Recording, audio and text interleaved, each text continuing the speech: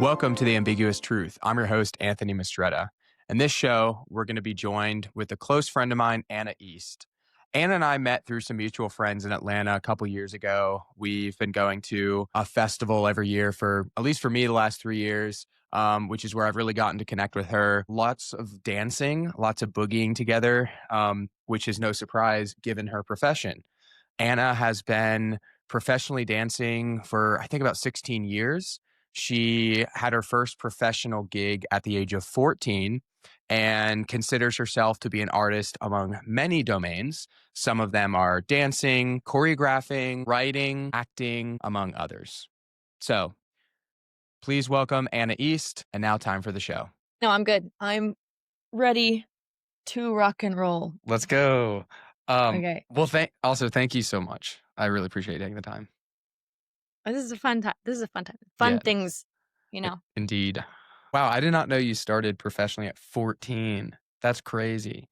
So professionally in the sense that you were like getting paid for your performance? Yes. What Yeah. was it? What was the first professional performance you did? I think it was technically modeling, I believe. That's where I started. And then I started doing local commercials and films in Orlando. So it was like actually one of my first jobs too was up here in Atlanta. I lived in Florida then, but it was up in Atlanta. Um And it was for some kind of, like, modeling thing, but they wanted dancers specifically because it was, like, this dancey model. It was a whole thing, at Ame if anyone knows, America's Mart or American Apparel Mart or something like that.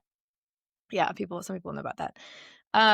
Yeah, so that was how it started, and it was just, like, little things, because I was dancing and training professionally that way, or pre-professionally, right, and at a conservatory, but I really liked acting and more than just dancing, so my mom was trying to find avenues for me to do different things that weren't just, like, community theater, because community theater was, like, so intensive and dance was so intensive, and I couldn't do both, so that's how it started.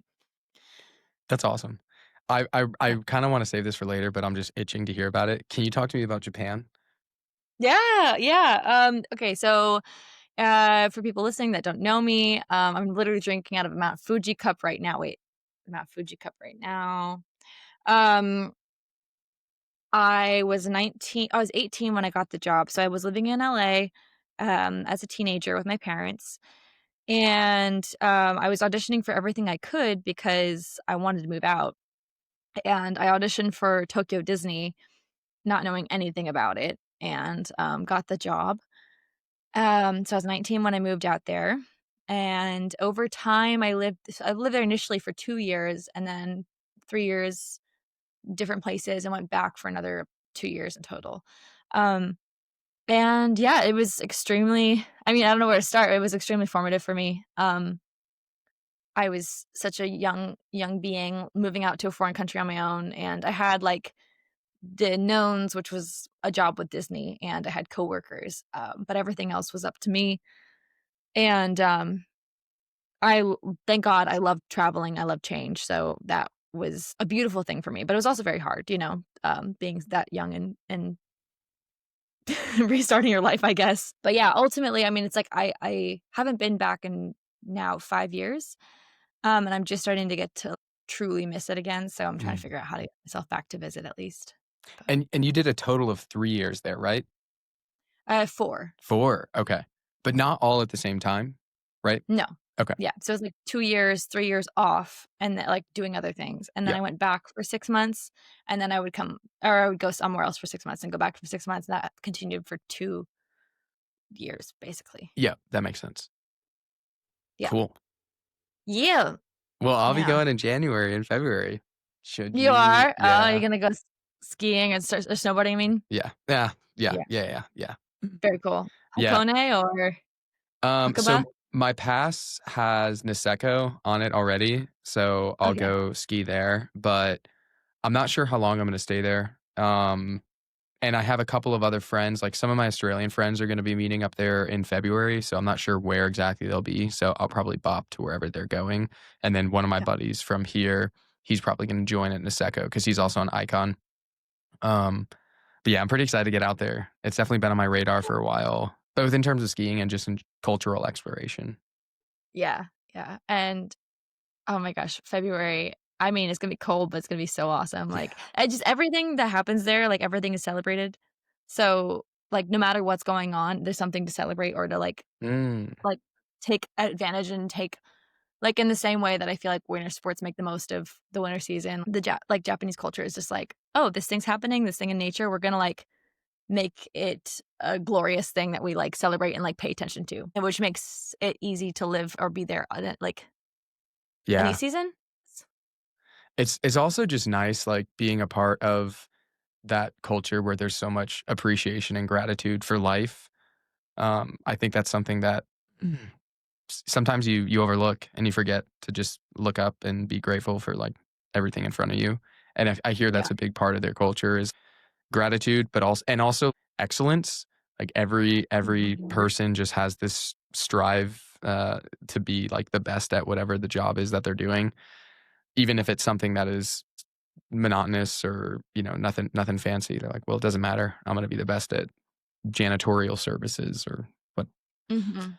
Yeah, Yeah, they take their jobs with a lot of, honor and pride and, um, it's cool. I think it's really cool. I think it makes me think about, is it the word is it Meraki? But, just, finding purpose, mm, in the thing that you're doing, you know? I'm reading The Prophet right now by was Khalil Gibran? I don't know if that's correct, but they asked the Prophet, "Tell us about work," and it kind of describes, this really cool connection of, putting yourself into it makes it all the more you're not gonna stop the flow of the universe and the way things are continuously changing, so work can be made as that, you can have a purpose every day with whatever you have going on. You can actually put yourself into it. It would be cool to speak or listen to people talk about why that feels like a value, yeah. you know? So Mm. when we first talked on the phone a couple of weeks ago, well, not first talk, we've known each other for years, but like when we talked about the podcast months ago, you said something life that about your life. It looks chaotic from the outside, but it's based on curiosity and faith. And I really like that specifically that last part about being based on curiosity and faith. Um, and it sounds like, at 19 years old, going to a foreign country, like there had to be something that you said there was basically one known, which was the job. Other than that, everything else was kind of up in the air. So, has that curiosity and that sort of framework been there as, Anna was just a little tot? Or do you think that's something that, like, you've grown into or through life experience have evolved into? Um, that's a good question of, when that started kind of kicking in more so. Because that is a huge moment where I did lean into that, and I think it taught me a lot about how to move in that way. Um, hmm, I think that that's always kind of been a part of me, in the way that, I think about little things I've done where I had curiosity and I felt a little bit afraid of something. And I didn't wanna let myself down by not going for it, or I would feel, I think, even more I would feel I don't know, disappointed in myself if I didn't actually go for the thing because I was afraid, or if I let, the actual fear get through the excitement or overcome the excitement. Mm, Um, so I feel yeah, there definitely was always a little part of me like that, um, but I don't think it really kicked in as much until I got to my teens. Because I think also going to California, Um, as a teenager, I think I just learned to build self-trust because acting was one way because acting or auditioning in general, it's you're afraid of something and then you're gonna go into that. I was always afraid of auditioning. Now I'm a lot better because I don't care. Honestly, don't care as much. It's more of I've, worked with my brain a lot to feel not so stressed about it, but, mm, um you put yourself in an audition room and you love the thing that you're doing, but there's a lot of fears and things that can come in and you have to push through anyway because the excitement of what you actually love is more important than all that stuff. Um, so I think that probably had an effect on me. But then I also living in LA, taking acting off the plate, I was in all of these situations with social stuff and going to parties or going to things that a 17-year-old maybe shouldn't have been doing, right? But it was I was there because I was 17 and I can talk my way into things. These people think I'm older than I am or whatever, not doing anything too crazy, but it was just more so like being in a room where I felt cool because I was hanging out with like friends, you know what I mean? Or whatever, or like getting into this like dance space. Because of that, I think I was building self-trust as a young person, and then I guess, yeah, the Tokyo thing definitely, like, amped it up quite a bit. Mhm. Um, but no, that's a good question. I think it's always kinda been there. Maybe it's been there, like the seed was there, that curiosity has always been a part of you, but it just takes Mhm. practice to for like the fear might always remain the same, but your confidence or your like faith in self may slowly increase over time. And so that's what allows you to take on bigger and badder challenges year after year.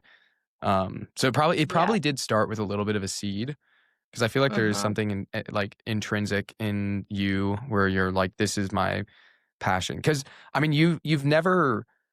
I mean, I think you had a lot of conviction behind going, the path of creative.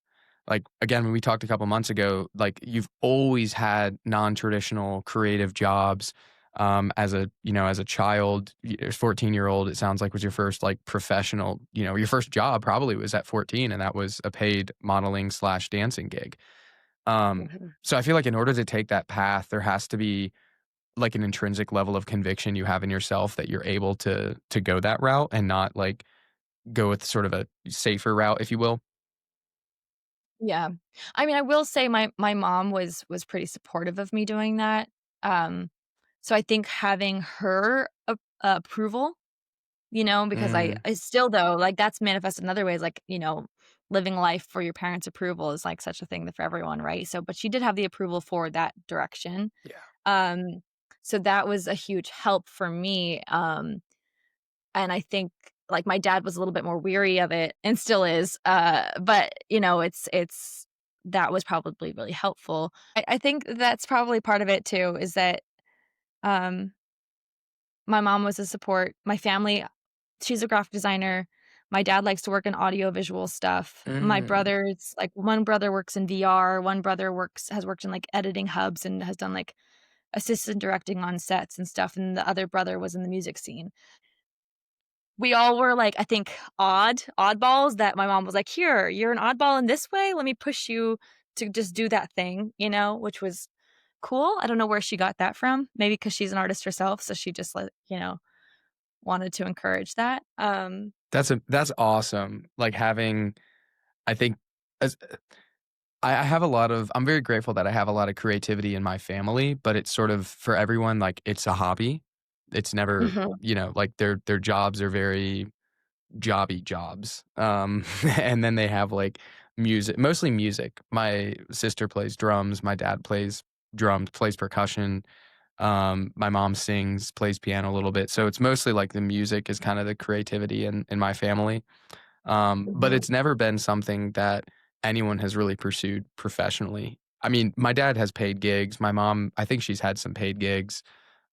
So I guess in that sense, like it's professional, but it's not like their primary source of income by any means.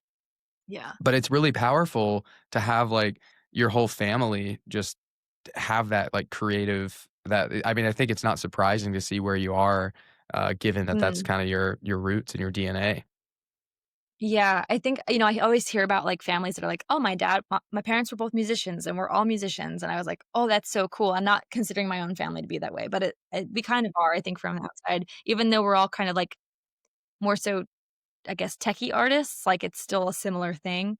Um, I did think about this though. You had mentioned that your parents hadn't done, like, a professional gig, and I think makes me think about, like, this spirit of, like, curiosity and stuff, and how it doesn't always have to be work. It can be, you know, just something we don't make our income off of, but it makes me think about me exercising that same, like, curiosity, courage dynamic, and overcoming the fear monsters if you are excited about something. I've been writing poetry lately, and for me, sharing that poetry is my version of, "Oh my gosh, I'm, like, afraid that people are gonna think it's dumb," or, like, that I felt so good in the moment to write that stuff, and then it's just like, "Oh, but if I share it, oh, it's so cliche," whatever. And it's reminding myself, has that ever really stopped you from ever like from the things in the past? Like, and yeah, maybe somebody doesn't like it, but is that really how you want to live your life? Let that person determine whether or not you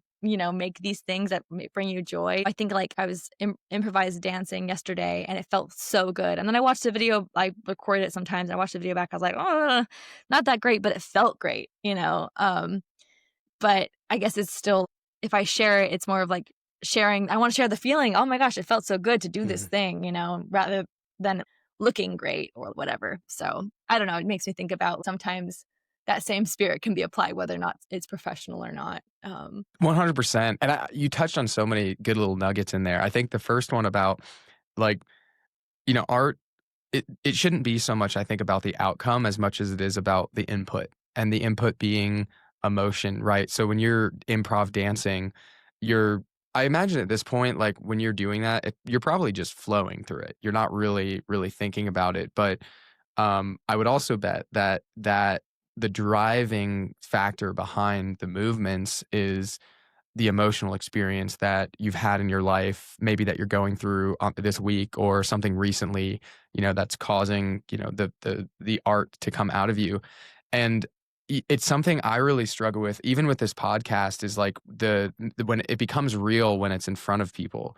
And that's scary. Like I haven't performed in any capacity since I think college was the last time that I like played sax in front of an audience was when I did like jazz band. I guess technically like a couple years ago I don't know if you were there for New Year's when Derek was DJing, and then I don't know if I you were think there. I, like, stepped away when you did that because I was Okay. there, Yeah. and So, then I'm like, "Why don't I remember?" but Yeah, that I don't I know if think that really counts because that was just like fucking around with friends more so than playing for like an audience, I guess. Mhm. Um, but I think it's tough because you want like the final product to be something that's exciting and like it's a good representation of like what you felt was going into it. But like ultimately, that's not how art works, right? Like art it's so much more important that it's coming from a real place and it's like a genuine sort of like the emotions that are, transposed in a art in some sort of other art form, and that's what makes it beautiful. But it's also hard because you want it to be like the best representation, and you get in your head and you're like, oh, I don't know if that was what I wanted to see. So you mentioned improv dancing, and I think Mhm. improv dancing is probably, I would bet it's probably one of the most like just authentic Anna forms of expression. But you do a lot of dancing for that's I know you've choreographed and that's, choreographed by others. So I'm curious, how do you feel you're able to do you feel choreographed art or dancing is like prevents you from really sort of expressing yourself and creating the most authentic art form, or do you feel like there's ways that you can sort of, even though there's constraints and it's choreographed and whatever, that actually gives you the opportunity to potentially express yourself more or differently? Um, I think that's a great question. I was literally thinking about this in terms of writing just Mm. before And you asked and this on that of note, feel free to answer in any Mhm. art form that you explore too. Don't just feel Yeah. limited to dancing. I'll dance for you, and I'll tell you. Just Do kidding. it. Um, Give me a play by but play. What's I going on in your mind? Right, right. No, so that's a great question. And I do actually think this applies to, at least for me, like my writing versus painting versus, all that kind of stuff. It really, um, with dance specifically, I think you nailed it by saying that improvised dance is my most authentic expression of. It's so intrinsic to me to be able to communicate some kind of feeling, or I'm digesting and I'm processing when I use my body to like. It's a great tool for me. Um, but I also think in the challenge of choreographing, the beautiful thing about that is it gives you a parameter. You can improvise with parameters too, right? Whether you give yourself like a texture, you want to like move through honey, or you want to only dance to the drums, or you like there's things you can do, or you're dancing around an object or something like that. I don't What know. do you mean move through honey?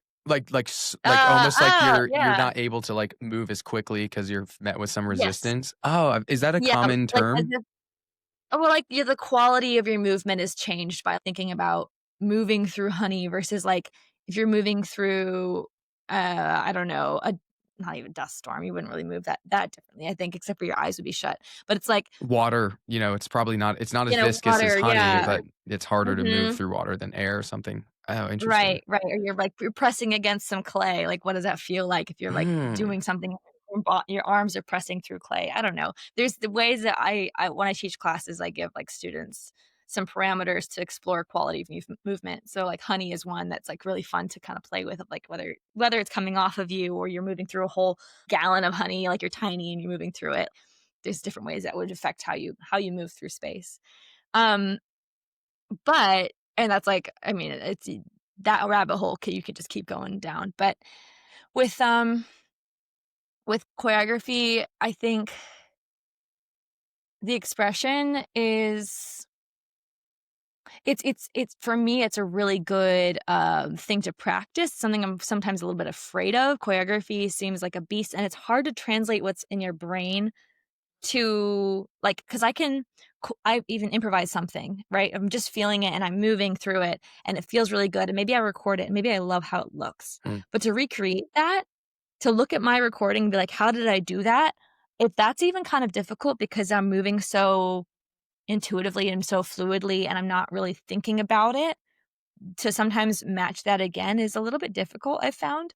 Um, so it really is kind of like a good thing to work on and work through in the same way of, like, if I was to write a piece, like, say I'm feeling all of these emotions, but to write a poem that actually, like, speaks and punches you and feels good and, like, gets even me as the writer, if I'm reading it back, feels good, like, that's an art form in itself. And so I think even this past year, I've been doing a lot of improvised stuff, whether it's um, a lot of dance, we'll just say dance. So I'm doing a lot of improvised dance, and I've been loving it, but I was like, "Man, I kind of miss working on something and refining something." Like, I think by having that structure, you're able to kind of break through even further than you think you can because it is hard and you do have up something to place yourself into, Mm. and I think it can ultimately be both can be extremely rewarding, but I think they're just different applications and yeah, if that makes sense. Like, I've been craving like a set, like a show where I can actually work through something and get better at it. And I mean, the improv that you were doing where you said it felt like there was sort of a disconnect between what you had in your mind, what you were expressing, and then when you watched the video back and you looked at it, you're like, oh, that wasn't really it. And so through choreography, that gives you the ability to refine that, right? You can look at what you were doing in an improv setting, and then you can figure out potentially what is that link that's missing, and then tweak Yeah. it, iterate on it. Because ultimately, your goal is to take whatever is in your brain. You can't articulate it with words. It's hard to really transpose that or translate that into something that is observed and received by an audience. And so as the artist, that's kind of your objective, and it's hard to do that in your first shot. Like, that is the challenge Mhm. with improv, I Mm. would bet. And so Mhm. that's kind of that makes Mhm. sense. Like, with improv, it's the most raw form potentially, but with something that's more choreographed, it might be the most accurate representation of what you have up here translated into something that you're doing in your dancing. Yeah, absolutely, Yeah. absolutely, and I think that that's, like, it's cool that you're able to even, like, translate that, as, like, because we danced in the same space before, but it's like I dance all the time, but for me to to say that, yeah, that's a great description of what's going on.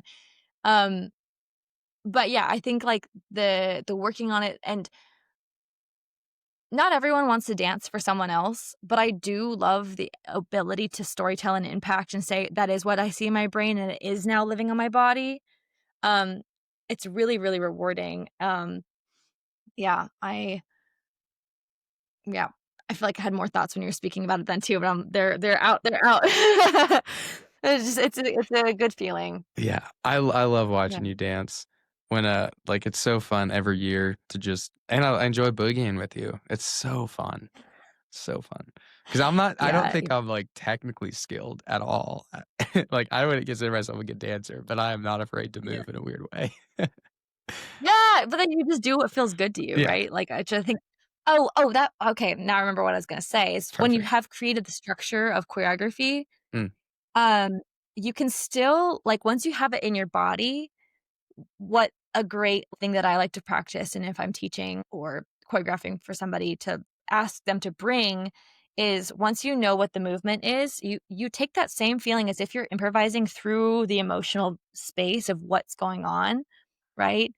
Take your same spirit and then place it into that choreography. So if you have the structure now and you know what you're going to do with your body, you can still take your spirit, and that's what makes it an incredible performance. Is like you're getting those worked on movements, and then you're bringing that presence back into it, and that's what I think personally makes a great performance or a great like expression within a piece of set choreography. Um, to show somebody here's the experience and the it's all set, so we do know what we're saying here, right. but I can still get that new like, every time I do it, I can give you a new iteration of it because Yes. I'm going to be giving you my spirit, you know? So it's like even though the movements are set, the emotion that you are able to express through those movements is entirely on you as a performer. And that's probably what makes the great stand out among the good. It's like Yeah. the first Yeah. step is just getting the movements down, but then like it's your objective as a performer, as a dancer to take emotion and place it into the dance. I've had a lot of conversations with musical artists, producers, indie artists, things of the like.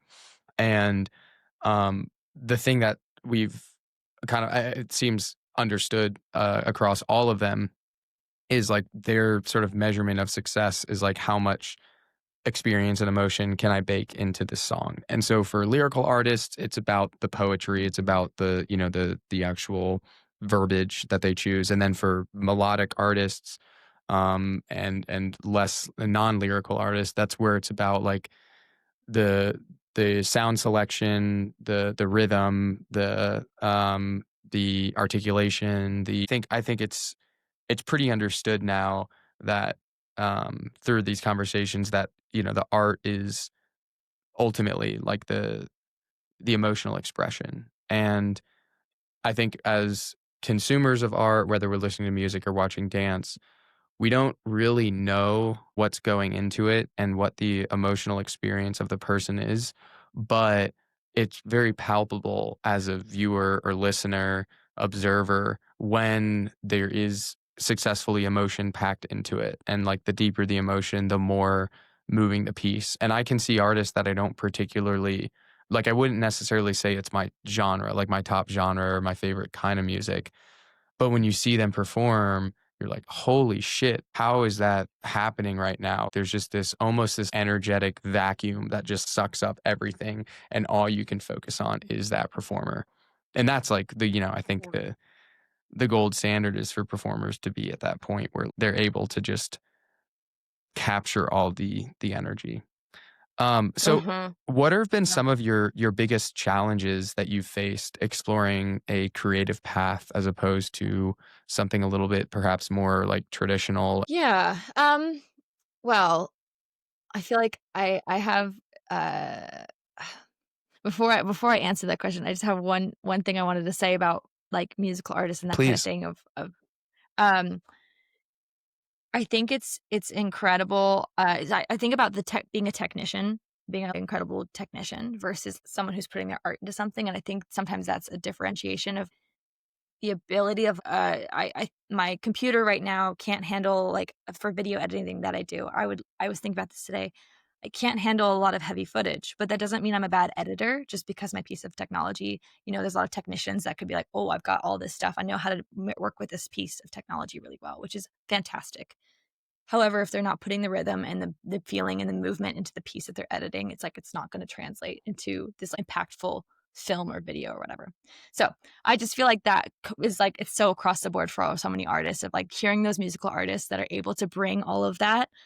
They've been able to transcend just the Yeah. technician part and like get into that artistry, and I don't know, it's beautiful, it's a mastery, and I'm honestly always amazed by other artists that can do that, and it brings me back to the point of, like, fuck sorry, screw fear, Oh, no, like, do not screw apologize. fear. Say whatever. Like, if you've got that feeling, that intuitive hit, like, "I'm gonna write this thing because I'm feeling so compelled," do it. Yeah. Like, doesn't like, that is if that's the spice, that's the spice of life, of art, of the reason why we're humans are special and have these whatever the heck we do, why we do what we do is that. Don't let people's maybe naysaying of, "That's bad poetry," stop you from putting your heart out there. So Because my challenges. it's not we'll get to challenges. It's, 'cause Okay. that that makes me think, it's like, um, Rick Rubin talks about, in, where is it up there? The Creative Act I don't know if you can see it, but, it doesn't really matter. Talks about how, like, art is not something that can be judged as good or bad. It's something that is. Like, it's just you are acting as an artist or you're not. And so, um and I Mm, think it's really observable when an artist that you like puts out a piece of art that is emotional, but it's also pretty observable when an artist puts out something that's just purely like what you said, the skill. Rufus, for example, when they released, like, their latest album, it just felt like there was a lack of depth there, a lack of emotion there. And I'm not sure if there was or if, I don't know. It just felt like they had this, like, duty to create, and so super, super, super skilled musicians, so they were able to put a new album out, but it's not like when I listen to their older stuff, there's there's just like there's a feeling, and I listen to the newer stuff. I think there are a couple songs that I've enjoyed, but the majority of it mhm. just doesn't really connect. And Yep. so I think it goes That's both beautiful. ways. You have to I think, like, people are so afraid that and this goes for me too. I'm not throwing anyone under the bus. This is myself included. We're so, like, afraid of being ourselves and being judged for being ourself and being authentic. But the problem is, or maybe the sort of, the catch-22 that we run into here is if we fail to be ourselves and we fail to, like, create art from a genuine place, then it's not gonna be art, or it's gonna be art, but it's not gonna be enjoyable for anyone because it's just like a pseudo representation of what we think it should be rather than something that stems from, like, a place of meaning and impact. And I mean, I think just in general, you gotta move through life genuinely. You gotta think through. I mean, that's not a novel take Yeah. by any means, but I think it's really clear when artists, don't. But going back to what you're saying, you shouldn't be too concerned with, is this going to be good? Because what is good? Does that mean it's received by a lot of people? I mean, maybe, but there's also a lot of art that, like, is just in front of a lot of people, and, like, I mean, I don't know, it's so subjective. It's so Mhm. subjective that Mhm. really, like, you can't compare your work to another person's work, or, it's a lot. It's just whatever comes out. But how do you deal with Yeah. that? Like, I'm sure there are times when Yeah. you catch yourself and you're like, "Oh shit, like, I feel like there's so much emotion going into this, but now that I'm looking at the final product, I'm not happy with it." Yeah.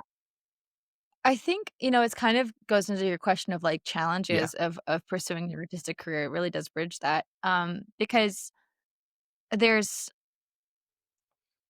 there's times when, on one side of things, like, I could make something that I feel so excited about and I'm really into, and I put it out there and, like, all and it could be who knows with social media, like, that could be an algorithm thing or whatever, or I have, like, say, my paintings, up, and the one that I'm really excited about, people aren't, like, passing over, but they're excited about something else, right? As I so I'm like, "Why is that not translating as to where, like, I know what's behind this?" And I guess with dance and performance and stuff, like, if I lose myself in it in a good way and I'm really in it, I do think people do connect to it. Mhm. Whether or not a fellow dancer thinks it's good, that's the technician side, I have no idea what's going on for Rufus Du Sol, right? No idea, but what if I could maybe assume is that either let their label or something like that was like, you got to put something out, right? Or they feel the pressure to, or whatever. I've gone through so many moments of my life where I am, for so many different reasons, could be financial things going on, family things going on. I'm stressed, I'm lost, I'm this, I'm that, and my creativity is zilch. Like Mm, there's like nothing. And sometimes I think it's, and so these are some of the things, like there's always like the part of being an artist that can be difficult is reinventing, or not reinventing. You're just like constantly staying up with changes of how do I continue to make money in this space. The industry changes. That's a whole section I could talk about. But like I think one thing that does happen is when you feel like you're stumped and you feel like the creativity is not coming or nothing is worth talking about and there's no aha moments and you're just like bleh, like everything you put out is just bleh. And in the past, I think that would have like stopped me, or I would have thought like I'm done. I'm not an artist anymore. Like there's not worth it for me to try to keep going, or I'm no good or whatever. And that no good meaning like I've already come up with my best things. It's not going to come again. Or I got a good idea. Where is she? Why isn't she able to make those things or write these ideas or paint this really cool thing? And so often I find um, either I just need to change something slightly. Maybe it's I stopped writing for a while and because words weren't coming to me and I couldn't figure out how to describe things. So I started painting. And the painting felt really good because there was no words. And I'm doing abstract paintings and I'm getting it out of me. And I'm not as afraid to still put my feelings on something. And it feels less personal. People won't know that I'm hurting. They won't know that I'm really sad because I'm just using blues. And I'm not saying I'm heartbroken or I'm not saying that I'm scared. I'm just using blues and I'm doing this thing, right? And um so I think what I'm trying to say is that I used to think that it would just and sometimes you're just tired. Sometimes you just need to sleep. You need rest, before you can feel inspired again. But other times it's like I'm feeling blocked because I'm not paying attention to the thing that actually wants to come out and I'm trying to think about what I should be doing versus um, you know, I always think about like I was going through a really rough time. My brother was having brain surgery, and I was working at this convention. I had a moment. I work for an art company, and we had these butterflies, so everyone could make their own butterfly. And I decided to make it about how I felt that day, which I thought was going to be really scary and ugly because that's how I felt, was scary and ugly and sad. And I started doing this whole thing with like, tears and like blues, like I talked about, and I am so proud of that butterfly, and it taught me so much because I was like, "This is beautiful," and I actually loved it, and I was so proud of it, and I was so glad that I had an outlet to actually share a little bit of how I actually felt, and I don't know if that butterfly looked good to other people or not, but I was like, "This is one of the best things I've ever made," and mm, I was so afraid to let anybody know how I felt that day, or in general in that season of life, um, but I realized that those feelings weren't so scary, they were actually really beautiful. It helps with the emotional processing and all that kind of stuff. So I think that like the ups and downs of um feeling blocked and I hope with Rufus, like I'm sure they put a ton of work into what they just did. And I hope that they, if they feel stretched or they don't feel like that's what they want to be doing, like, or whatever it is, they have a moment to rest and like do the small little thing that does feel good. So if they, for any artist, like if you're finding that that's like you feel dry and you feel like stumped and you feel like stopped. There's so many, you just like try something else, like do something else or sleep. One of the two, you know. Or like don't be afraid to make something really ugly. Uh because I think that that's also like super freeing, is like make ugly shit and then see if that feels good. And if yeah, that feels good, make more ugly stuff, and make the thing that you think no one want to look at because it's so ugly, and yeah, see how that feels. I even say that with dance, like do the really ugly stuff because that is so freeing. Like how often do you let yourself just shake and not have to look good, just because it feels right. Um, so I think, with work, and it's crazy when all that stuff also relies on what you do for a living.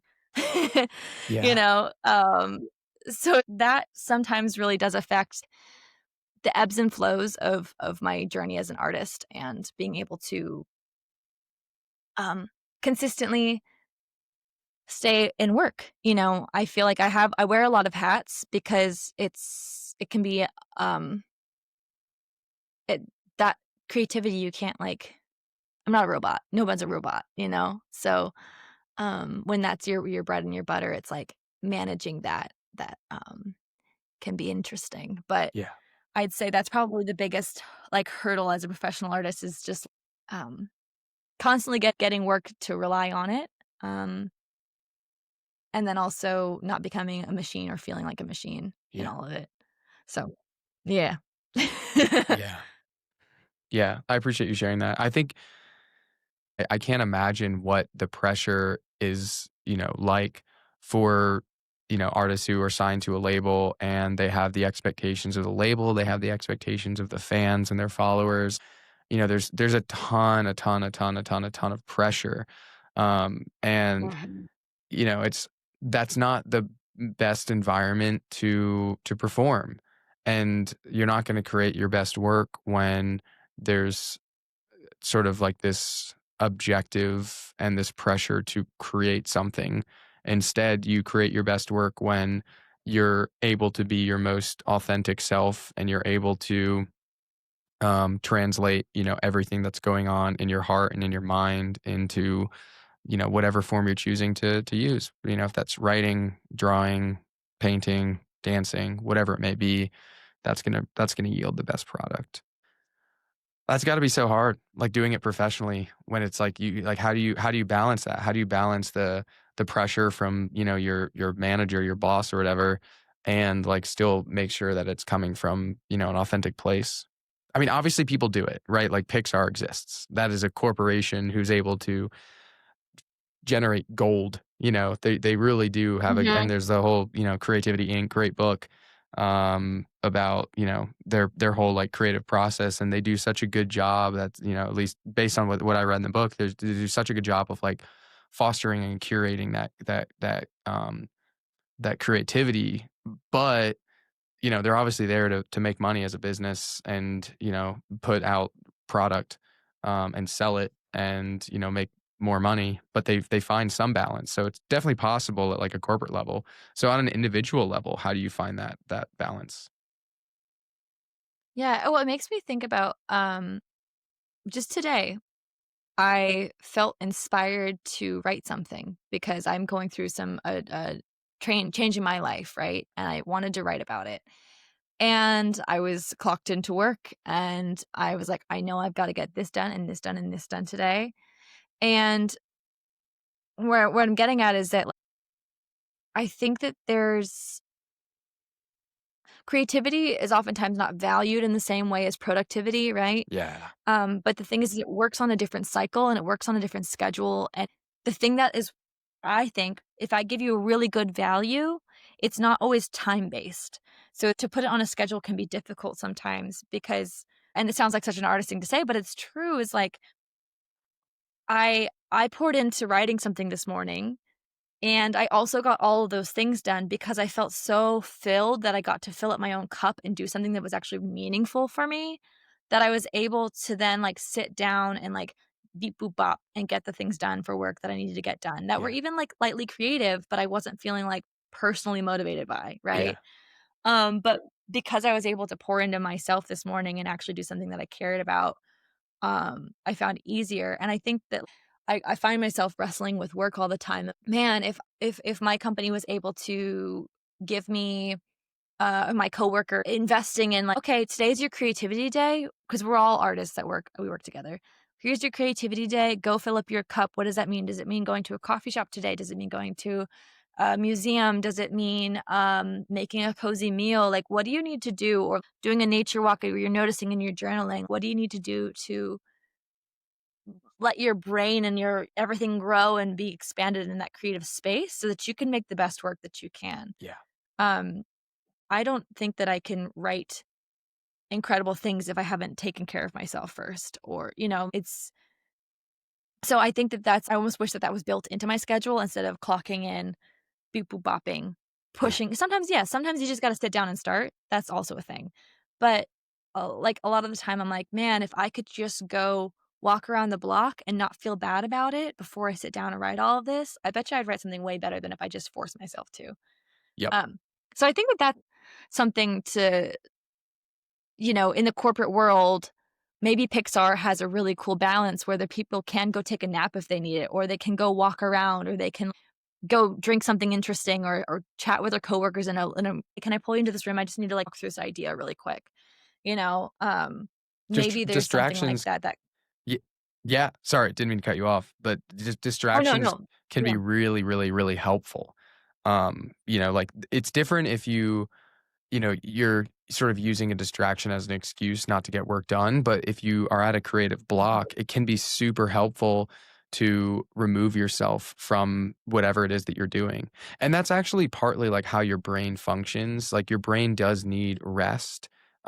It doesn't work. You can't just, I mean, it's like every part of your body. You need rest. If you work out and you tear down your muscle, well, how does it grow back stronger? Through rest and recovery, right? When you are trying to memorize something, you won't actually retain the information until you stop trying to memorize shit, give yourself a break. And that's why like people Mhm. who, study a fraction of the time for a test are able to do better than people who do all-nighters, because people who pull all-nighters, they're only able to retain, 20% of the information because they don't give themselves ample time to rest and rest their brain and actually retain. Whereas the people, because this is like my sister and me. My sister, all-nighters all the time. She would just like read until the test. And I was like, it's 9 o'clock. I think it's bedtime. Like I put in a good hour of studying. Let's go to bed. And I didn't learn or like remember everything. But all the shit that I did Mhm. read, like all the stuff that I did study, I remember that. And so I would do relative, well, Mhm. I did fairly well. Um, so I think Yeah. distraction can be a superpower. And then I've also the one of the words that's just started to really like give me the ick is productivity. That is like Mhm. such a Yeah. horrible concept because it implies that use in putting time into bucket A is like objectively better than putting time into bucket B, and it's not based on your determination of where do I want to put my time. It's based on someone else's. And I fucking Yeah. hate how many tools there are about being more productive. And I was talking to a developer friend of Yeah. mine about like AI, and he's like, it pisses me off because, in a perfect world, when you create a tool, tools are supposed to be used to make life more efficient, right? A hammer is more efficient or a nail gun is more efficient than a hammer, right? And so, like, Mhm. theoretically, if you're a developer and what took you 10 days to do now takes you, an hour or two, like, then you should have fucking saved the 9.5 extra days that you're not working and do something fun. But instead, you're now just held to a higher standard. Your productivity goes up. So now your Mhm. output can be greater. And it's like, if there's ever tools that make productivity, better, it's not to serve you as a person and make your life better. It's to serve your job better so that they can create more, make more money, and I'm not saying making money is bad. I'm not saying creating more is bad. Those are not inherently bad things. But I think that Mhm. productivity for the search of productivity is stupid. Like why do that? And I hate the concept that like if you're staring into space and looking up at the pretty sky, then like thinking of like how could I better use this time? Probably fucking no other way. There's probably not a better way than to look at the Yep. fucking clouds and It's appreciate so them. true. I hate Yep. that term. There's a Yep. podcast I love, love, love, love, love, love, love. It's called Acquired. Ben Gilbert and David Rosenthal, they're fucking legends. Um, but there's a couple times when they talk about productivity and they're like, "Oh, this app makes you more productive," or they'll be like, "I have an extra 5 minutes to spare, and so I do X, Y, and Z," and it irks me. I'm like, "Dude, don't spend those 5 minutes doing something productive. Do something not counterproductive is not even a thing. Productivity is not. It shouldn't be a word. It just seems Right. it's so silly because like how do you even know that like let's go back to what you were talking about. So let's say you're at a block, right? You're at a creative block and you're trying to do something like, what is the most productive use of your time? Well, your manager is going to say, oh, well, if you don't feel creative in this, in this moment, then why don't you go work on spreadsheets, or why don't you do some task that like you can allocate however many hours or minutes of, time you have left in the workday, put it there because that's what's quote unquote Mhm. productive. But your number one job is to, as a creative, is to come up with the best product, and that product is whatever art Mhm. form, whatever, written work. Let's say you're working on something you're writing, right? So that story Yep. that you're trying to, like, that should be what is prioritized. And like, in order to create the Yeah. best work, take a fucking walk, for 30 minutes. That 30 Mhm. minutes, I think, could not be better spent. It literally could not be better spent. But there's a process where there's a friction and there's tension with your employer because they see that as a waste of time because, I'm paying you for 8 hours of work and that's 30 minutes that, you're not doing. It's like, well, correct. Mhm. Because if I spend those 30 minutes doing something else, then that's only going to make my creativity plummet even more. And that's one of the, I'm so grateful to be in a freelance role because I don't have someone telling me when to do things. I have timelines I have to, adhere to. But if it's 3 a.m. and I decide to work because that's when I get a, burst of energy, great. And if it's 3 p.m. and I'm like, fuck, it is beautiful outside, I'm going to go for a walk. I do feel very, very, very grateful. I have the flexibility to do that. And I think it's made my product, the irony of it all is I think it's made me more productive. Like I can get so much more done just because I'm listening to myself, listening to my Yeah. body, listening to what I need rather than being, Yeah. forced to do something that just doesn't fit with, what the objective is. I'll get off Yeah. my Yeah. soapbox. I mean, Productivity is just a word no. that irks me. I get it, I get it. I think you're preaching to the choir. You're soapboxing to the audience. The soapboxing audience. No, To um, the washcloths I that need the feel that soap. so much. Yeah. I feel it so much because, I mean, I keep thinking about lately, this just goes into, like, I think people are starting to change their minds about or understand or, like, tap into, like, "Hey, we're just human beings on this earth, and, like, how do we really wanna be spending our time right now? Like, why is this system telling us that I have to wake up and do this thing for you, like, yes, we have to earn money in the system we're in right now. It is what it is, but it's also, to say, like, looking up at the clouds is a bad use of our time, or, like, for instance, I was hosting someone this past week, to stay with me unexpectedly, and, I went against what I needed, which was to have a slow day where I hardly did anything, and I thought, "Well, it's better for me to help my friend and take them on errands and do these things before we both went to a wedding than it is for me to listen to myself and rest like I need to." Mhm. And then I ended up at the end of the wedding and the next day feeling so drained and so terrible because I didn't take care of myself and do what I actually needed, and I felt like I needed to go be the productive friend instead. It didn't help me at all, and I was like, "Why did I feel like me resting wasn't something worth speaking up about? Why did I feel like that?" And I think it all ties into the same kinda thing is that we're just taught, like, the narrative of that staring up at the sky is a wasteful thing as opposed to it being, like, a best thing about life is staring up at a sky, you Right. know? Like, to be here, right? I think for me is the point of life is just to be here, right? So if being means sitting and, and that's filling up your cup in that moment, like, cool, sit there and fill up your cup until you can't if until you're like, "Oh, I gotta go do something now because I feel so full from staring." My life You know? coach and friend, he's a friend of mine too. I'll say he has this quote which says, "We're not human doings, we're human beings." And I love it. I Mhm. think that's so like beautifully encompasses exactly what you're saying. Like just being is the point. Yeah, I've been getting a lot Mhm. into the weeds of like what is life, what is like thinking a lot about spirituality, consciousness, things like that. Um, and it's, I mean, pretty much the more I get into it, the more I realize like just how unnecessary and like self-serving so many of the systems that exist, are really doing. It's like, is this really like what's best for human beings? Like, do I really think that value of a human being's value should be measured by like their, productivity or their like delivery to a like in a economic sense? Like I don't think that way. Mhm. I think, Yeah. there's so many things in life that are hard to measure, but so deeply valuable. Relationships, I think, are one of them. And I think there's like this weird, it seems like now there's also like, especially with things like AI, there's like a polarization. They call it like the barbell curve, where it's like, and there's like, I don't think, I don't really buy into the barbell curve. But it's basically like a normal distribution flipped upside down. So like you have the median is 0, and then the edges are like the 50% of everyone is on the poles. So um the poles being like productivity, output, corporate focused, and the other one being like life is about, enjoyment, human connection, relationship building, all that stuff.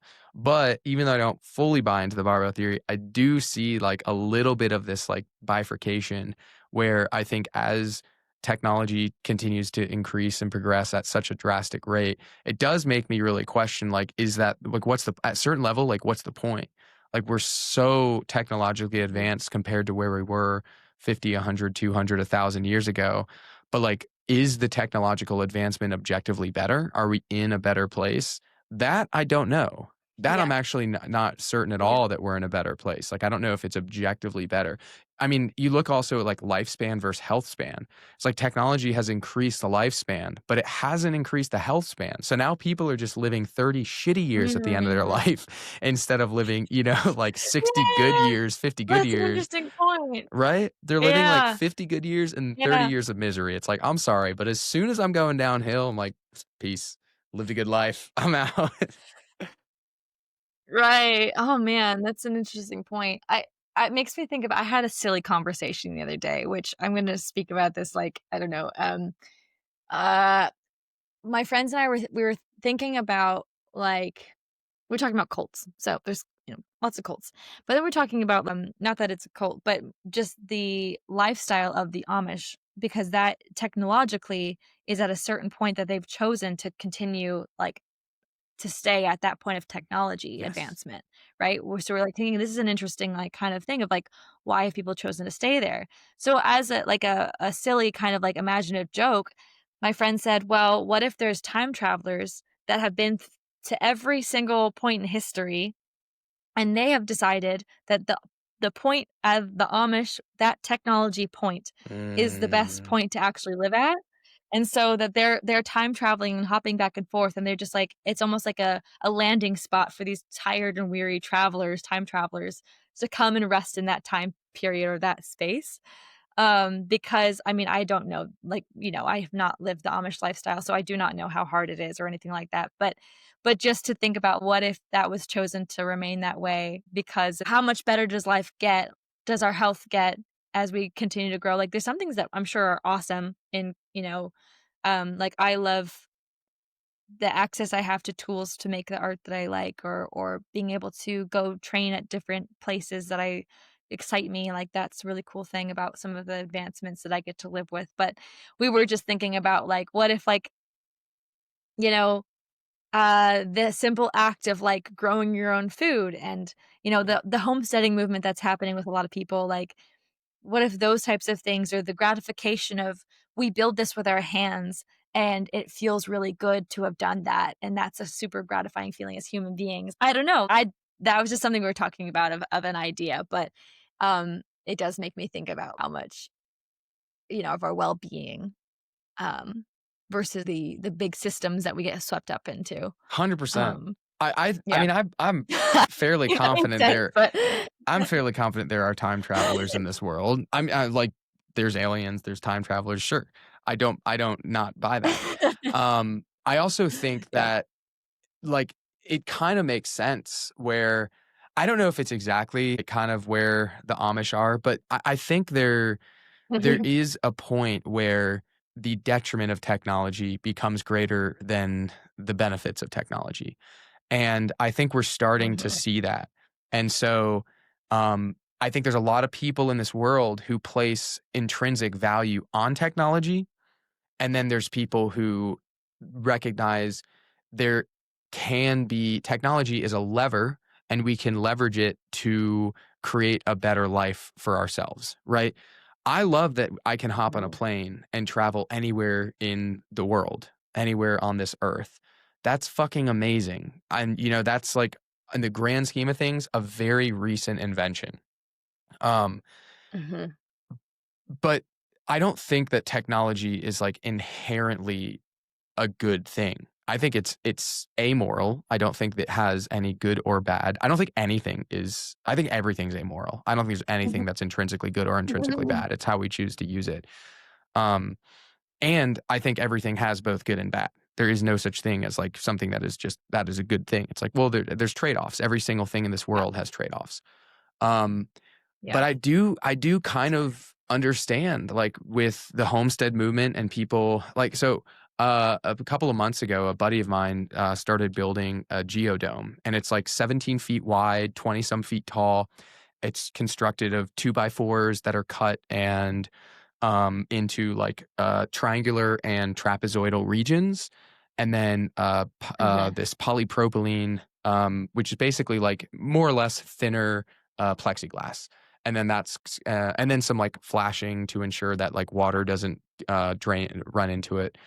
And it took there are Yeah. probably 30 of us in total who over the course of these months had, like, three full, like, 20 people building, and then a couple of times that, like, I went over to his place, a couple of other people just went over here and there to build this thing. And then we had a festival last weekend to, like, not really celebrate it, but that was a big part of it, like, everyone got to see it, and it was amazing. And, like, I can't there were Mhm. probably, like, 3 or 4 times when I was in the dome and everyone's just, like, looking up, like, how did this even like, what the fuck is this? Like, how is this even built? And I'm like, you want to know? Like, but it was so gratifying. And even when I just heard those conversations, I wasn't a part of them, but they're like, how is this built? And I'm like, oh, that's amazing. Like that gratification that you get from Mhm. building something, creating something. Um, and, I think I don't know, I think there is a movement, obviously, getting back to, like, our roots, and I feel like technology has pushed it. Technology is sort of it's pushed me away from tech, like, I went to fucking Georgia Tech, Georgia Institute of Technology, like, the most one of the most techy schools in the US, and here I am, like, preaching about how, "No, you should, like, not fuck tech, but kind of fuck Yeah, tech." it's a balance, It's right? a Like, balance. recognizing the good in it and also the evil and, like, the good and the bad. But, Yeah, um, yeah, I think that's a big question that we at this point, I think the people that were here before us the last 100 years were like, "Oh my gosh, new growth, cool, cool, cool, this is awesome." But I think, systems are not always taught for control reasons and not always taught to check in on the system. But there's a lot of systems where it's like, okay, like it can be revisited, it can be looked at, it can be like with and assessed. Is this actually working? Um and technology I think is a part of all of that. What track are we on? Hold on before we get so mixed up in all this. And it's interesting and weird because there's so many systems that we do or don't have a lot of interaction with, but they do affect us with technology too. So yeah, it's an interesting time to be living, but it's also like, okay, well, here we are in the middle of it. I guess we can sit and ask ourselves at least, how do I want to interact with this? What do I want to do about this? How does this feel for me? Um, and not feel like we have to just submit to what is actually happening. Not that we can. It can be a cool thing. Like my friend, if she feels like she loves robotics, if she feels things are helpful for her as a tool, awesome. And there's so many helpful robotic systems that are amazing in so many applications, right? Even like the health field, that kind of thing. But it's like, absolutely. um, I don't know. It's just like, what do you feel? What do I feel? What does my neighbor feel? Are we should like to have that autonomy and to be able to choose. Well, actually, I prefer instead of the robot picking my food, I'd like to touch the food myself. I'd like to do that. I'd like to actually prune my own garden, Yeah. or whatever the heck. Um, or like, I could get an iPad tomorrow and start painting digitally, but I actually really like painting. Yeah. That's like the act of it is what's really gratifying for me. So, but then the next person might love seeing their mind on the paper really quickly, so they might prefer the digital. Um, yeah, so I don't know. I think it's like, being 30 years old and kind of being like, "All right, here I am. What's the meaning of life and how do I actually want this to interact with me?" Um But it's something I think we gotta check in about, and it's interesting to have, like, conversations about it because sometimes you're like, "What are we doing on this planet?" Yeah. You know? Well, and I think that's So, exactly right. I Like, don't it's know. important to have the conversations and check in and just have those moments where we're just like, "Okay, hold up. Before, you know, before we do this, what are the implications?" Or, "Before I choose this path, like, do I Mhm. actually, do I agree with it? Do I want it?" And, like, to be clear, like, I'm kidding when I say "fuck tech" because there's a lot of technology that I do really like, and there's a lot of technology that has made my life better, and as a software developer, I'm constantly building tech. Or leveraging tech and kinda stitching it together, whatever. I'm not, like, creating AI. I'm not smart enough to do that or knowledgeable enough to create artificial intelligence, but I can leverage it. So it's not like I'm all, high and mighty and above it, but I do think it's important, exactly to your point, like, have those check-ins and just think, like, is this whatever this thing that I am contributing to, is this value additive to my life and the lives around me, or is it value detractive? And that is on Yeah. such an individual basis. That's not something where anyone can make that decision for anyone else. And I think that's why, as a country, we're dealing with so much like opposition right now because there's so much of like so many things that are just being forced, and it's like, well, I didn't really have a say that I wanted this to, even with like AI just being introduced, it's like I didn't personally, I never asked for it. Like so much of this Yeah. stuff is stuff that's like it's here, no one asked for it. And the Amish are the ones who are like, not only do we not ask for it, we actively go against it. So I don't know. I think your little Mhm. Amish theory is fascinating. It's a good little conspiracy out there. They've seen what the world turns into, and they're like, no, thank you. Right. Yeah. It'd be interesting to listen to some interviews and hear what people have to say, um but yeah, there's so many rabbit holes on all that stuff, but I do think, yeah, it's the check-ins and to not be afraid to talk about it. I think even sometimes I think of people in my circles in life right now are like, "Oh god, another AI conversation," but we're at the same time, we're like, "Okay, but what how are we feeling about this? This Hmm. is a lot to be, like, dealing with," and it does affect everybody, but I think it's good to have the conversations and I think even sometimes I don't know if you've ever felt this, but sometimes my brain I almost feel like I operate in the digital world occasionally, and I feel like whenever I start to think that way, I have to, like, pull myself away from digital spaces and social media spaces and remember what touching grass is like, right? For instance, where just what I instead of getting that dopamine hit from something online, like, why don't I try to read a book? Why don't I try to make myself a nice meal? Why don't I try to get off of it for a second and remember what real life is? Because I think that also kind of plays into these systems that can feel a bit overwhelming is feeling reliant on them too and operating mentally from from within that digital world versus in the technological world versus actual like, oh my breath. Oh, wait a minute. You know? Yeah. Yeah, there's a lot to it. And then, oh, circling back to the artist thing, right? If you could be anything in this world, what do you wanna do with yourself? Yeah, but I don't know. Yeah. Okay, one other topic that Mhm. you touched on the phone is you said, kind of like that the path of creativity, that path of chaos, it's a choice every time to choose that path. So, I'm curious, like, Ooh. in your life, when have you felt like you've been at sort of a fork in the road and you can take this creative where you might be met with more friction and some challenges versus something that, might on paper perhaps look a bit easier. What does that choice look like for you? And how do you continually come back to choosing the thing that you feel aligns with you most perfectly? I'm kind of in something like that right now in life where I keep going back and forth to like, do I find a job with stability that is maybe less satisfying day to day? Well, maybe it could be really satisfying. Maybe it could use some skills of, that I haven't found it yet, but like utilizing skills that I also like that aren't solely just creative skills. Mm, Um, or do I try to continue to support myself in the creative ways, endeavors, like, and continue with freelance and, still continue to find performance gigs and invest myself there. I mean, in the past, I've said to people like we've talked about identities and how identities can be limiting, they can be freeing, they can be different things, whatever you call yourself, right? So if I'm a daughter, I'm a sister, I'm a an artist, I'm a dancer, I'm a this, and some I've had a friend that said, "I don't want any of those. I don't want those names because they tell me who I am and how to be."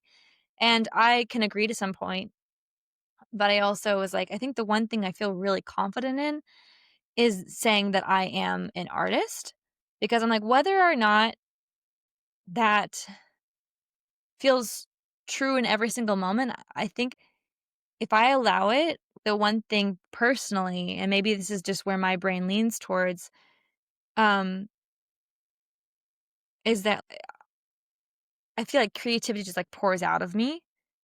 Um, and it's the thing that I can lean into that feels the most like actually quite steady. But I think that that's a practice thing. Like, I think that it's a thing that you have when you're little and maybe you stray away from it for a while. But once you start to open it and tell yourself, like my neural connections that I built, that makes sense. The neurons are firing faster and faster. I read about myelination and the white matter that forms around the neural connections.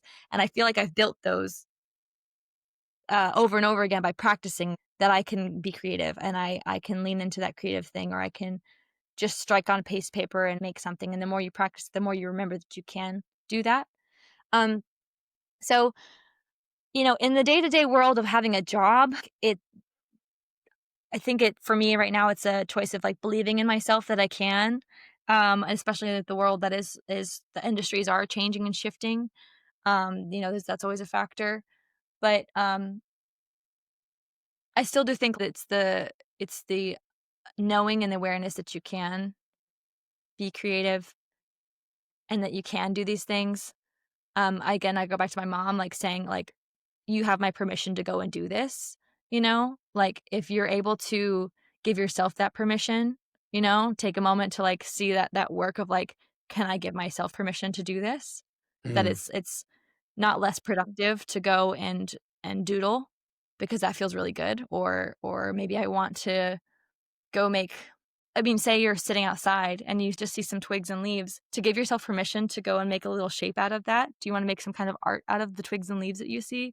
If you want to, so many of us think, "Oh, we would shut it down immediately because it's almost like, that's like we're already so programmed to think that that's not worth anything, as to where it could actually be a yes towards creativity and a yes towards that thing that feels good to you, I suppose, but yeah. yeah, I don't know if that all makes sense, but that's kinda where I think the daily choices happen for me, and because I've built the routine around it and I've built that myelination thing Yeah. has really, like, helped me to be like, "Oh, I can create habits around the things that I actually value and love." Yeah. And I just have to tell my brain that I can do it, even if it's this big, even if I'm doing this tiniest little thing. It proves confident. I get confidence. I doodled Yeah. something yesterday and I was like, "Look at me. I made some lines and I'm proud of my lines." Yes. And that's it. Yeah. You know? And it made me wanna write a poem today. I love Yeah. that. Yeah, I love that because Yeah. I think too often we fall into a trap where we decide, um, our course of action, whether that's something, very small, like, "Oh, look at these leaves and these twigs. They're already laid out like a crown. What if I made a little crown out of them?" But then we fall back to like, "Oh, well, but, I have to have this document that this proposal has to be done, so I have to go and work. So like that's not really worth my time. Like, this is the thing." And so it's so Right. easy to you talk about giving yourself permission, and I think it's so easy to sort of forbid yourself from doing things that are like you can't quite easily measure the output of those actions, right? Like, what is the benefit of putting sticks together and leaves together to create a little bracelet or a crown? I mean, I don't that's not really gonna be like value additive in a strict sense, right? Whereas like it's easy for my brain to say, "Oh, well, if I submit this proposal, then that gets me one step closer to work, which means I get one step closer to earning money, which means I get one step closer to paying my rent and going to Japan and doing all these things."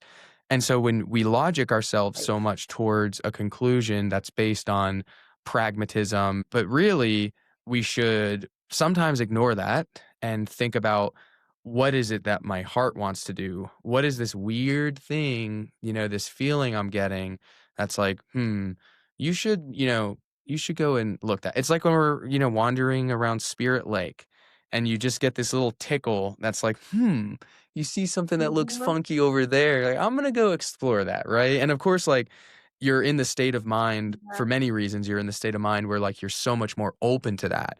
But like we should be open to those little absolutely. curiosities on every day. It shouldn't take a once a year or twice a year. It shouldn't take like festivals to do that. It shouldn't take drugs to do that. It shouldn't take anything other than just like just the little curiosity that you have as a human being to do it. Yeah. Um Yeah. I want Yeah, to what go comes to mind, uh oh, No, please. I'm going to take it. Take it.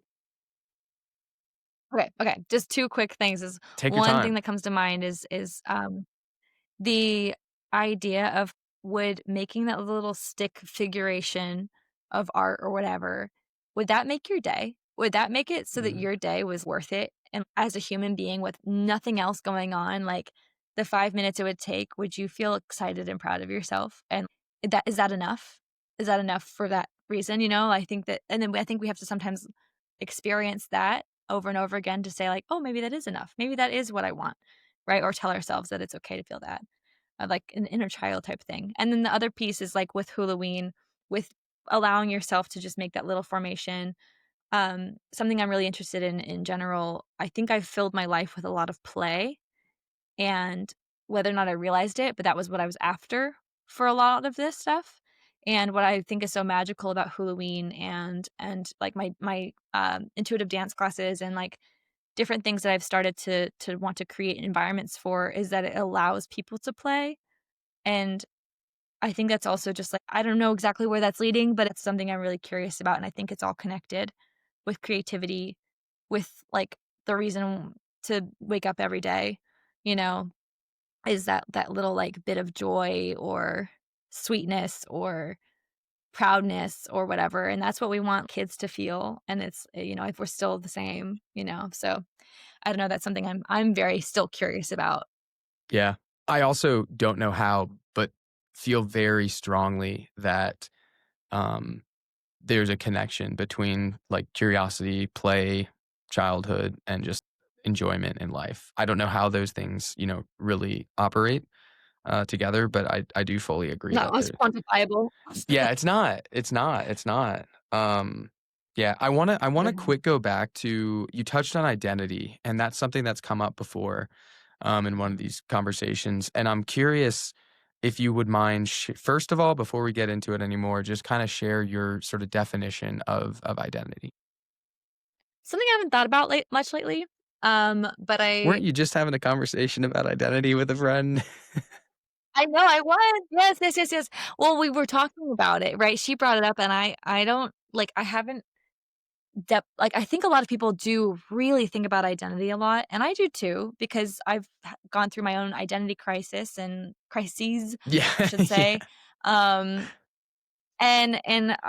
constantly changing and thinking like, "Oh, if I take all of these labels off of myself, I'm free to change." I think today my poem was about identity. That's you know what? Never mind.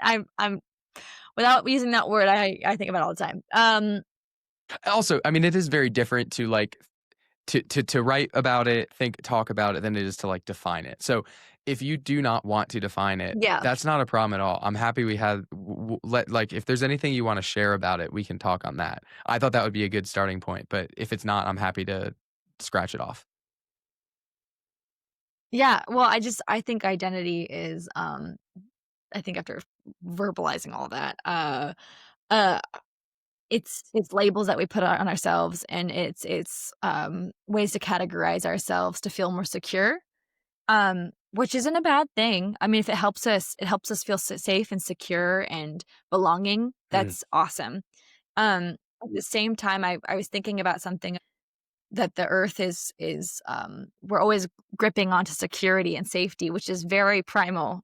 mhm, Um, but it's like the earth is constantly changing and we can build ourselves certain amounts of it, but to give into the change of identity can sometimes be really hard for people. And um sometimes taking those labels off is a helpful way to really allow understanding of self versus placing it on yourself or Mhm. whatever it might be, I think that there's a lot to discover there. And just what I was writing, back to that poem I wrote today, it was all about craving room and space to basically take everything off of myself, look at it all, and then place things on, but then still allow what's deeply within to still come through. So it Mhm. was literally just about like kind of rearranging the identity that I've put on myself, taking it off, seeing what I like, what I don't like, what do I want to put down, and what do I want to put place back, but still allowing the constant changing moving person underneath to still appear and be. Um, and that all was happened because I looked at a musical artist. I was listening to was it Trevor Hall Mm. for a second, and it was his old album that I had on that I like a lot. And he had like long blonde dreads, I think. And he looked super young. And then now he's got like buzz shaved, like bleached blonde hair, and was wearing like his first album. He had no shirt and tattoos, and his second thing that I was looking at, the massive haircut, crew neck tee, and a little scarf. And so he looked extremely different, like from a young man to a grown, I don't know how old he is, looks like he's late 30s, something like that, grown man. And the transformation that he's allowed for himself, Mm. whether it just happened by life or seeing that comparison, he looks very, very different. And I was like, man, I love that he's allowed himself that space to transform. And Yeah. I think that that's an identity thing, right? Of allowing ourselves to do that. Right. And whether that's internally or externally. Yeah. Yeah, and you mentioned, like, this primal draw towards stability and safety, security, which is true, and I think with that comes an expectation or a hope, a longing for, um, resilience and permanence, perhaps, but in reality, nothing is permanent.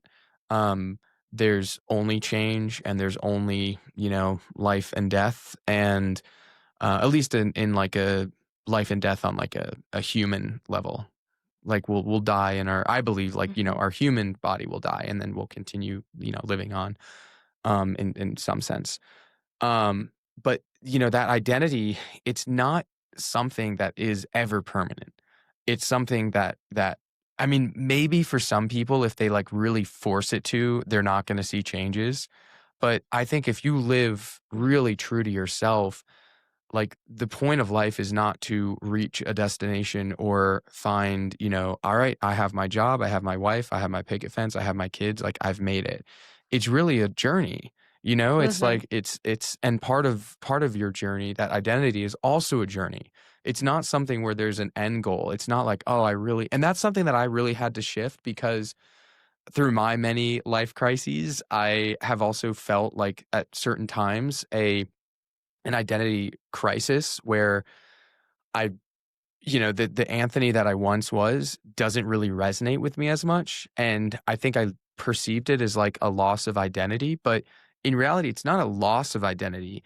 You still are yourself. You still like, that's your identity is still, like, a part of you. Rather, it's an opportunity to continue to explore new parts of you, to explore, like, another layer of that onion and move physically. That's a great way to explore your identity, physically get out of the place. You've done a handful of moving, at least 4 states you've mentioned on the podcast alone. Um, so well, actually, I think you're from Washington, and then you mentioned California, Florida, and Georgia. So those are the 4. yeah. Is that all, or are there more? Well, obviously Japan. That's Alas, no shit. yeah, I didn't know you lived in Alaska. and yeah, What? yeah, I guess, and Hong Kong and Shanghai. Oh, Then right. that's it. Okay. That's cool. Um, wow. So Yeah, 5 states, 2 additional countries, handful of cities in both of those countries, both Japan and China. So, cool. But anyway, my I think, I think it's so easy to search for milestones, have goals, objectives that we wanna reach, and, like, search for the, finding of those. But really, like, I think it's such a tremendous blessing that our identity does evolve because it lets us continue to journey through life. I think it'd be pretty sad if, like, Mhm. all right, I'm Anthony. I have a mustache, a nose ring, curly hair, and that's all I'll ever be. It's like, nah. I mean, those are just physical attributes, right? I do think they're somewhat tied to my identity, but like there's so much more that's out there. And who knows like what we'll identify with when we're 5, 10 years older. But that's such a cool thing. Mhm. Yeah, I think it's beautiful. I mean, I like your idea of it's not always yes, you might just choose to let some aspect of your old identity go if you'd like to, but, doesn't mean you're losing it, but I like to constantly get to explore the who am I, what am I now? Yeah, but I think it's even the life and the death. It's still like it's all intertwined, but, um, it's a beautiful and also I think very cathartic, maybe that's the word, way to look at can I constantly discover myself or just get to experience more and more of myself or see or love or, like, loving different parts of me that, like, felt far distant or scary or I was excited to or I was shameful about or, like, can I experience all those things and love all those things Yeah. and be excited for new things or can I feel creatively inspired again? I don't know, like, maybe that's not where I'm at right now or, like, whatever for those artists that are feeling stumped or something like that. I think that's also has to do with identity and all of it. I think you've made some fantastic points. Your Australian listeners are gonna be like, "What the hell was that?" Oh, I reckon we can work on that. um, Perhaps for the rest of this podcast, we'll just speak in our best Aussie accents. Oh god. Okay, wait. I think my my accent is more It's more no. British. It's a More so. It's bad. No, it's not worth it.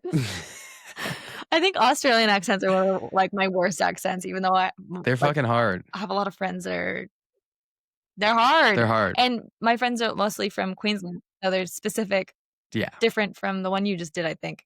probably. Mine's probably more like Western Australia, Or Perth. Yeah, but yeah, yeah. yeah. I think even like aging. You mentioned like changing. Like even aging is like such a beautiful thing. And it's something where Mhm. with like plastic surgery, lip fillers, Botox, all that stuff. I'm not, like against that or against people who do that. But it seems interesting that like there's just so much resistance to aging. And don't get me wrong, like, I mean, I want to take care of my physical body, and like not age. I don't want to look like Liver King at 50 years old. So there's a lot of choices that I make, but I think it's difference between like having sort of a sustainability mindset versus like being just resistant rather to like aging and change. I think those are two very different things. Um, but I think it's such Yeah. a It's grappling with death too. yeah, for sure. I'm grateful that you have asked me to sit down and have a good chat with you. I think it's really cool to have moments of, like, intentional conversation. And it's really empowering for me as someone who, when you do a lot of things and you don't get a moment to really sit and reflect and talk about them, or oftentimes I don't think that I'm looked at as an expert in anything. So it's really Mhm. nice when someone says, "Hey, I want to hear about your thoughts on this," um, because it's something that I do highly value is being able to say, "You know what? I have had a lot of thoughts about this, and I've had a lot of life experiences here, and maybe, like, either it's just gonna benefit me or you from having this conversation, or somebody else is gonna be like, 'Oh my god, I've been thinking about this thing. I'm not the only person thinking about this thing.'" Um, and then we can do things together. You know what I mean? Or, like, I don't know. I appreciate you, asking me to sit down and chat, and it makes me just wanna do more of that and value spend time valuing conversations like this. This is literally one of my favorite things So to thank do in this world is just like have a real conversation. Anna, thank you so much for joining. It was an absolute pleasure and blast. Yeah, thank you. Thank you. Thank you. If you're listening, I have my heart hands. Thank you, Anthony. You're the best. I'm so glad that we get to connect like this.